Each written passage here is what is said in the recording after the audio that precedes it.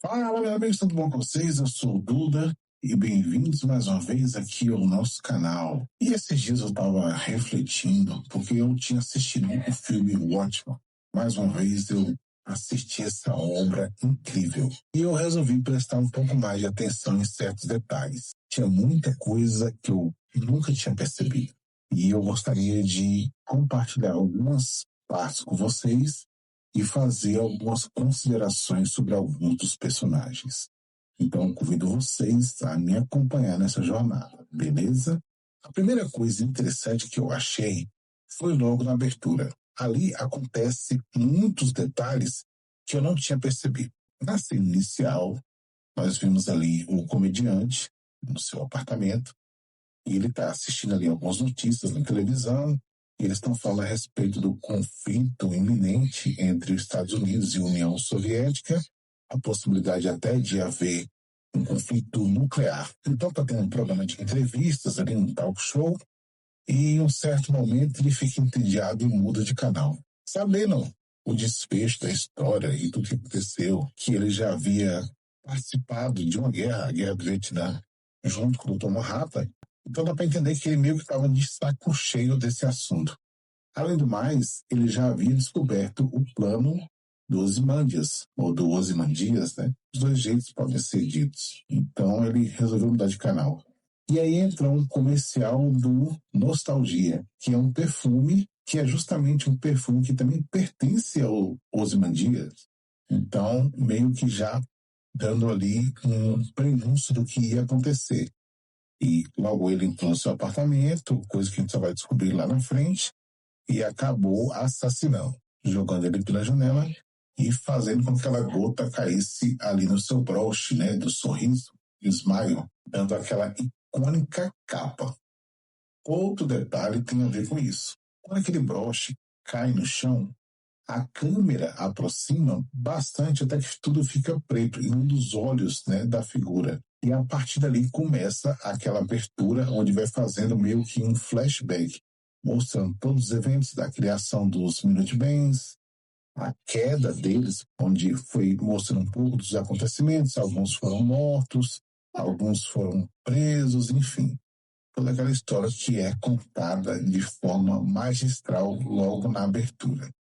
Sensacional. E outro ponto que eu achei interessante foi que, logo que a câmera volta para os dias de hoje, a realidade, é mostrado ali que o Rorschach ele encontra aquele broche. E a partir daí ele começa a fazer uma certa investigação. Ele invade o apartamento do comediante e chega do lá ele vê que tem algumas pistas que já demonstram o que vai acontecer. Coisa que, para quem não conhece a história, no caso de quem vê a primeira vez, não sabe bem o que está ali.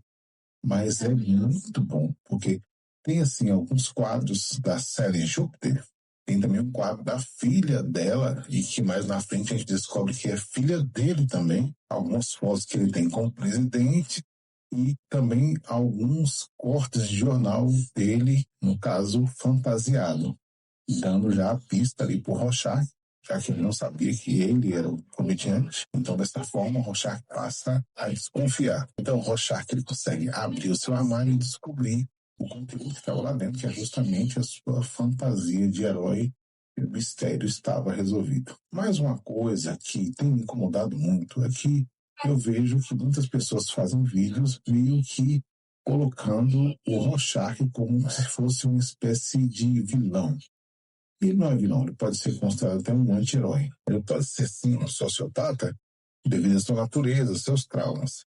Mas, muitas vezes, tentam colocar ele como algo muito, muito ruim, o que não é verdade.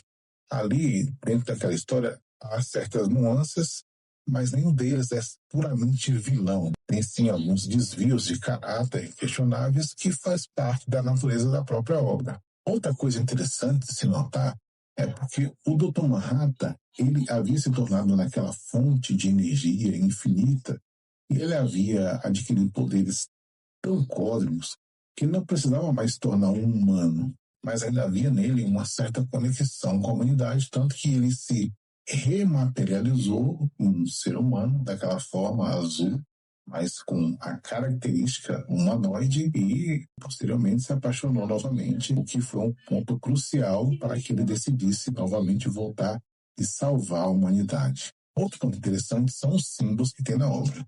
Primeiro, o próprio símbolo lá do broche, né, do comediante, aonde é demonstrado que tem aquela gotinha que já demonstra um pouco do relógio do juízo final, que está muito perto da meia-noite. E, a partir daí, a gente também percebe que o símbolo do Dr. Manhattan na testa, que é o átomo do hidrogênio, já é o relógio do juízo final no seu fim, já era meia-noite. Coisa que eu não tinha notado na época. Outro ponto interessante de tudo isso é a própria máscara do Rorschach, porque, afinal de contas, aquela máscara mostrava muito pouco do que ele era e de qual eram as suas verdadeiras intenções. Mas o interessante é que não tem misturas, né? Não tem tons de cinza, é tudo branco ou preto. Mas também temos ali uma imagem refletida, né? Aquilo que pode ser bom ou mal de um lado, vai estar bom ou mal do outro, ou vice-versa, né? Vai ser exatamente a mesma figura dos dois lados. Então são tantos detalhes que eu podia ficar horas e horas aqui falando dessa obra maravilhosa.